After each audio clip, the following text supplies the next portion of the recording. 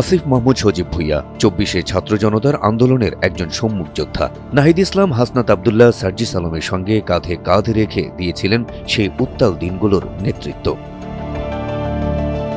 অন্যজন মোহাম্মদ মাহফুজ আলম, যাকে গণ অভ্যুত্থানের মাস্টার মাইন্ড হিসেবে জাতিসংঘে পরিচয় করিয়ে দিয়েছেন খোদ প্রধান উপদেষ্টা। কেউ কেউ বলছেন জুলাই আন্দোলনে তার ভূমিকা ছিল একজন নীতি নির্ধারকের মতো। আসছে ত্রয়োদশ জাতীয় সংসদ নির্বাচনে প্রতিদ্বন্দ্বিতা করছেন উপদেষ্টা আসিফ মাহমুদ ও মোহাম্মদ মাহফুজ আলম। ফেব্রুয়ারির প্রথমার্ধে নির্বাচনের তারিখ প্রায় চূড়ান্ত হওয়ায় এখন নিজেদের উপদেষ্টা পদ থেকে পদত্যাগের সিদ্ধান্ত নিয়েছেন এই দুই ছাত্রনেতা। সবকিছু ঠিক থাকলে তফসিল ঘোষণার আগে আগামী সপ্তাহেই পদত্যাগ করবেন আসিফ মাহফুজ। গণমাধ্যমকে এই তথ্য নিশ্চিত করেছেন দুজনেই। আরএফএল এসডব্লিউআর পাইপি মাপে যা বলে তাই দেয়। RFL SWR pipe and fittings. নির্বাচন করব এটা মোটামুটি নিশ্চিত। প্রশ্ন হচ্ছে, আসছে নির্বাচনে কোন দলের হয়ে প্রতিদ্বন্দ্বিতা করবেন আসিফ ও মাহফুজ আলম? এনসিপি, বিএনপি নাকি স্বতন্ত্র? এ প্রশ্নের উত্তর সোজা করে দেননি এ দুজনের কেউই। তবে অবাক করা ব্যাপার হলো, জুলাই অভ্যুত্থানে তাদের সহযোদ্ধাদের হাতে গড়া দল এনসিপি থেকে তারা নির্বাচন করছেন না, এটি প্রায় নিশ্চিত। হয় বিএনপি নয়তো স্বতন্ত্রই তাদের প্রাথমিক পছন্দ। এ প্রসঙ্গে আসিফ মাহমুদ সজীব ভুইয়া বলেন, নির্বাচনের প্রস্তুতি নিচ্ছি, পদত্যাগ করেই নির্বাচন করব। কোন দল থেকে নির্বাচন করব তা এখনো ঠিক করিনি।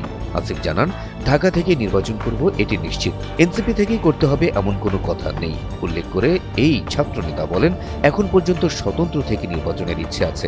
তিনি বলেন, ঘোষণা দিয়েছি নির্বাচন করব, কোথা থেকে করব সে ঘোষণা দেয়নি। নির্বাচন করব এই বিষয়ে এখনো চূড়ান্ত কোনো সিদ্ধান্ত হয়নি, তবে ঢাকা থেকে বলছেন। বিভিন্ন সূত্র বলছে, এনসিপি থেকে এই ছাত্র উপদেষ্টাদের নির্বাচন করার সম্ভাবনা খুবই কম। তারা বরং বিএনপির হয়ে বিএনপি ছেড়ে দেয়া আসনে স্বতন্ত্র প্রার্থী হিসেবে নির্বাচন করতে পারেন। বিশেষ করে কুমিল্লার ভোটার হয়েও ঢাকা ১০ আসনে আসিফ মাহমুদের নতুন ভোটার হওয়া এবং সেই আসনে এখন পর্যন্ত বিএনপির পক্ষ থেকে কারো মনোনয়ন না দেওয়ার বিষয়টি এই আসন থেকে আসিফের নির্বাচন করার সম্ভাবনাকে জোরালো করে দেয়। রাজনৈতিক বিশ্লেষকরা বলছেন, আসিফ মাহমুদ ও মাহফুজ আলমের এনসিপির হয়ে নির্বাচন না করার বিষয়টি অবাক করেছে অনেককেই। যে নাহিদ ইসলাম, সার্জিস আলম, হাসনাত আবদুল্লাহ, আক্তার হোসেন, নাসিরউদ্দিন পাটোয়ারিদের নিয়ে নতুন বাংলাদেশ গঠন করেছিলেন আসিফ ও মাহফুজরা, নির্বাচনে কেন তাদের গড়া দলকেই এড়িয়ে যাওয়া হচ্ছে তা বোধগম্য নয়।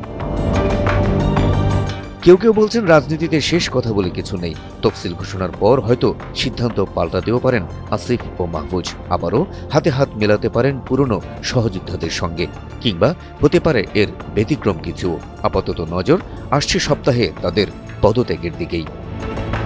Habib Rasel, NTV online.